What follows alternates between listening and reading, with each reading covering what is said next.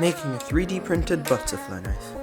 First, I spent some time designing the style and dimensions of the knife. Then I modelled the handle in Onshape, and finally printed it out. However, this design looked a bit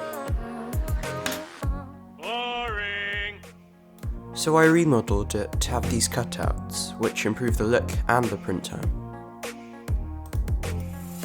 Finally, I started putting it all together.